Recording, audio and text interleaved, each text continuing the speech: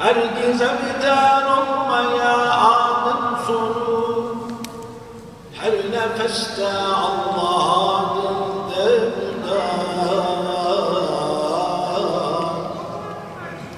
Allah adıyla olur her işte var.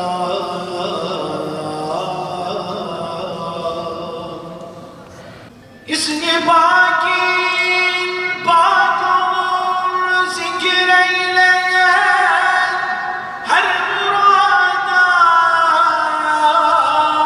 erişir. Allah diyen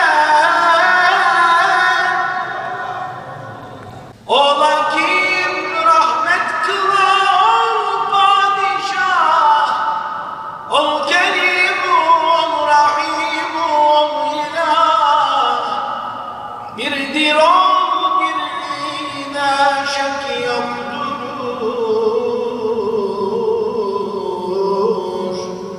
Gerçi yanlış söyleyenler çoktur. Cümle alem yâiken o validi,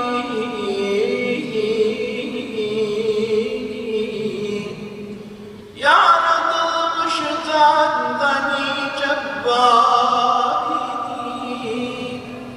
Senin şanına kurban olayım,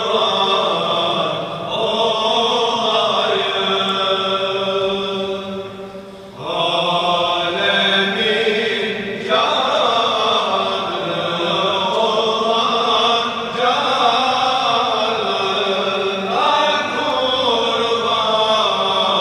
kurban olayım. İçinde bulunduğumuz şu mukaddes mekanı, şu mübarek geceyi hakkımızda hayırlara vesile eyleyip dua ve niyazlarımızı da kabul eylesin. Amin.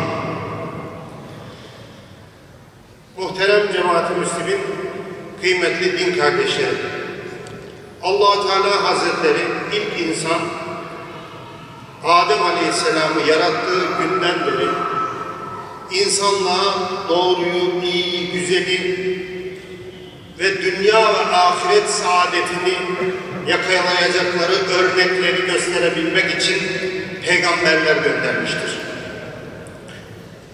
Bu peygamber zincirinin son halkası ise ahir zaman nebisi sevgili peygamberimiz Hz.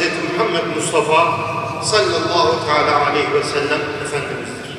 İçinde bulunduğumuz geceyi Mevlid-i Nebi, peygamberimizin dünyaya teşrifi olarak adlandırıp onun dünyaya gelişini, getirdiği mesajı ve yaratılışımızdaki gayenin ve serüvenin maksat ve hikmetlerini anlamaya çalışıyoruz.